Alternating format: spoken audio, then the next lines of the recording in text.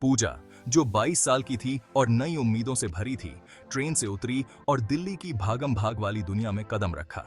शहर एक अलग ही ऊर्जा से भरा हुआ था, जो उसके शांत शहर से बिल्कुल अलग था। यह उसकी नई शुरुआत थी, अपने सपनों को पूरा करने का मौका। उसे एक शांत रेजिडेंशियल एरिया में एक सुंदर सा फ्लैट मिल गया। सड़कों के किनारे हरे भरे पेड़ थे, जिनकी लंबी परछाई धूप में नाच रही थीं। यह एक सुरक्षित जगह लग रही थी, शहर के शोर से दूर एक अलग ही दुनिया। उसे क्या पता था कि इस खूबसूरती के पीछे एक अंधेरा छिपा है। पूजा ने अपने पहले कुछ दिन अपने नए घर को सजाने और आसपास की जगहों को एक्सप्लोर करने में बिताए। उसे पास के एक छोटे से पार्क में सुकून मिला, जहां हवा में झूले हल्के हल्के आवाज कर रहे थे। उसके अंदर उत्साह उमड़ रहा था। दिल्ली बहुत कुछ करने का वादा कर रही थी, लेकिन जैसे जैसे हर दिन सूरज डूबने लगता, उसके दिल में एक अजीब सी बेचैनी रेंगने लगती। परछाइयां लंबी होती हुई लगती थीं, ऐसे राज फुसफुसाती हुई लगती थीं जिन्हें वो समझ नहीं पा रही थी। एक रात, जब आखिरकार नींद उसे अपनी आगोश में ले ही रही थी, एक आवाज ने पूजा को जगा दिया। यह एक धीमी खरोंच की आवाज थी, जैसे कोई उसकी खिड़की के शीशे पर नाखून रगड़ रहा हो। उसका दिल जोर जोर से धड़कने लगा। वो बिस्तर पर पड़ी रही, ध्यान से सुनती रही। खरोंच की आवाज फिर आई, इस बार ज्यादा तेज। हिम्मत जुटाकर वो बिस्तर से उठी और खिड़की से बाहर झांकी। सड़क की बत्तियां सुनसान सड़क पर एक अजीब सी रोशनी डाल रही थीं। तभी उसने उसे देखा। एक पल के लिए एक लंबी और पतली परछाई दिखाई दी, जो एक बड़े से बरगद के पेड़ के नीचे अंधेरे में समाती हुई दिखाई दी। डर के मारे उसकी सांसें थम गईं। वो डगमगाती हुई खिड़की से पीछे हटी। उसका दिमाग तेजी से दौड़ रहा था। क्या यह सिर्फ उसका वहम था?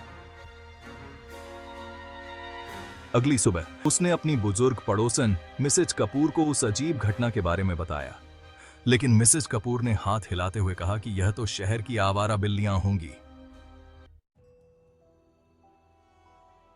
दिन हफ्तों में बदल गए और वह बेचैनी बनी रही। पूजा उस परछाई की याद को भुला नहीं पाई।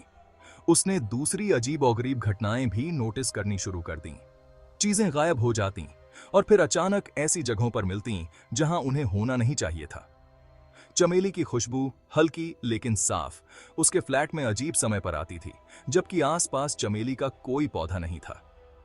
एक शाम जब पूजा कॉलेज से घर लौटी, तो उसने जो नजारा देखा, उससे उसकी रूह कांप उठी। सामने का दरवाजा, जिसे उसने ताला लगाना साफ साफ याद था, आधा खुला था। अंदर फर्नीचर उल्टा पड़ा था, किताबें जमीन पर बिखरी हुई थीं और पर्दे अपनी जगह से फटे हुए थे। उसके अंदर दहशत दौड़ गई। क्या कोई घर में घुस आया था? कांपते हुए उसने पुलिस को फोन किया। पुलिस तुरंत पहुंची। उनके चेहरे उस बर्बादी को देखकर सख्त हो गए। उन्होंने उंगलियों के निशान ढूंढे, पड़ोसियों से पूछताछ की, लेकिन जबरदस्ती घुसने का कोई निशान नहीं मिला। वे इस नतीजे पर पहुंचे कि शायद कोई आवारा जानवर अंदर घुस आया होगा और उसने यह सब किया होगा। पूजा अपने दिल में जानती थी कि यह सिर्फ किसी जानवर का काम नहीं था। जो डर उसके मन के किसी कोने में फुसफुसा रहा था, वह अब दहाड़ रहा था, उसे निगलने की धमकी दे रहा था। उसने खुद को समझाने की कोशिश की कि पुलिस सही कह रही है, हर चीज का कोई ना कोई तार्किक कारण होगा। लेकिन अपने मन में वह इस बढ़ती हुई यकीन को नजरअंदाज नहीं कर सकती थी कि वह अकेली नहीं है। उसके फ्लैट में कुछ और था, कुछ अदृश्य और बुरा। शहर, जो कभी उम्मीद और अवसर का प्रतीक था, अब एक खतरनाक भूल भुलैया जैसा लग रहा था। उस रात पूजा को नींद नहीं आई। वह अपने बिस्तर पर बैठी रही, भगवद गीता की एक पुरानी कॉपी पकड़े हुए उसके प्राचीन ज्ञान में सांत्वना तलाश रही थी। अचानक हवा भारी हो गई, तापमान गिर गया। चमेली की गंध पहले से कहीं अधिक तेज कमरे में भर गई, जिससे उसका सिर घूमने लगा। फिर उसने सुना, एक आवाज धीमी और उदास उसका नाम पुकार रही थी, पूजा, पूजा। डर उसे अपनी चपेट में लेने को तैयार था, लेकिन उसने खुद को शांत रहने के लिए मजबूर किया। एक गहरी सांस लेते हुए वह अंधेरे में फुसफुसाई, तुम कौन हो? तुम्हें क्या चाहिए? आवाज ने जवाब दिया, एक गहरी उदासी के साथ, मैं लीला हूं और मुझे तुम्हारी मदद की जरूरत है। पूजा का दिल उसकी छाती में तेजी से धड़क रहा था जब वह लीला की कहानी सुन रही थी। लीला ने विजय नाम के एक आदमी के लिए अपने प्यार और उनके उस रोमांस के बारे में बताया जो एक जल्दबाजी में की गई शादी में खत्म हो गया। लेकिन उनकी खुशी ज्यादा दिन नहीं टिकी। विजय लालच से प्रेरित होकर लीला और अपनी शादी की सीमाओं से ऊब गया था। वह उसकी विरासत और दूसरी महिलाओं का पीछा करने की आजादी चाहता था। एक भयानक रात विजय ने लीला का उनके अपार्टमेंट में गला घोंट दिया और इसे आत्महत्या का रूप दे दिया। वह अपने अपराध से बच निकला, लीला की आत्मा को फंसा हुआ और न्याय की चाहत में छोड़कर। पूजा के चेहरे से आंसू बह निकले जैसे जैसे वह सुनती गई।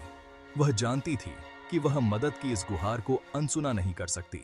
लीला के मार्गदर्शन और न्याय की तीव्र इच्छा से प्रेरित होकर पूजा विजय के अपराधों को उजागर करने के लिए एक खतरनाक यात्रा पर निकल पड़ी। उसने विजय का पता लगाया, जो अब एक बूढ़ा और सफल व्यवसायी था और दिल्ली के एक पॉश इलाके में आलीशान जीवन जी रहा था। अपनी बुद्धि और दृढ़ संकल्प का उपयोग करते हुए पूजा विजय की सहायक के रूप में नौकरी हासिल करने में कामयाब रही, जिससे उसे उसके करीबी लोगों तक पहुंच मिली। जैसे जैसे वह विजय के करीब पहुंचती गई, उसके आसपास अजीब चीजें होने लगी। उसकी उपस्थिति में वस्तुएं रहस्यमय ढंग से हिलने लगती। वह बुरे सपने आने की शिकायत करने लगा। लीला के दर्शन उसे सताने लगे। उसकी आंखों में डर समा गया। सम्मानजनकता का उसका ध्यान से बनाया गया मुखौटा टूट रहा था। एक शाम लीला की आत्मा के मार्गदर्शन में पूजा ने विजय के अतीत के अपराध के सबूत उसके अध्ययन कक्ष में रख दिए। फिर उसने गुमनाम रूप से पुलिस को सूचित किया, जिससे वे सीधे विजय के दरवाजे पर पहुंच गए। पुलिस एक सर्च वारंट और पूजा द्वारा लगाए गए अकाट्य सबूतों से लैस ने लीला की हत्या के आरोप में विजय को गिरफ्तार कर लिया। जैसे ही विजय को घसीटा गया, उसका चेहरा गुस्से और दहशत से भर गया। पूजा पर शांति की लहर दौड़ गई। अपने बगल में लीला की उपस्थिति को महसूस कर सकती थी। उससे कृतज्ञता और राहत की भावना निकल रही थी। न्याय, हालांकि देर से ही सही, लेकिन मिला था। विजय के जेल जाने और लीला की आत्मा को आखिरकार शांति मिलने के साथ पूजा के जीवन में एक सामान्य स्थिति लौट आई। अजीब और गरीब घटनाएं बंद हो गईं और उसके फ्लैट में व्याप्त दमनकारी माहौल हट गया। अनुभव ने उसे बहुत बदल दिया था। इसने उसे सिखाया था कि दुनिया में दिखने से कहीं ज्यादा कुछ है, कि कभी-कभी जीवित और मृत लोगों के बीच का पर्दा वास्तव में पतला हो सकता है। पूजा दिल्ली में ही रही, जीवन की नाजुकता के लिए एक नए सिरे से सराहना के साथ अपने सपनों का पीछा करती रही। वह लीला की कहानी अपने साथ लेकर चली, इस बात की याद दिलाती है कि एक शहर की हलचल भरी अराजकता में भी अतीत वर्तमान तक पहुंच सकता है और उसे छू सकता है। और कभी-कभी सबसे बहादुर काम जो कोई कर सकता है, वह है अपने डर का सामना करना और जो सही है उसके लिए लड़ना, भले ही इसका मतलब अनदेखी का सामना करना पड़े।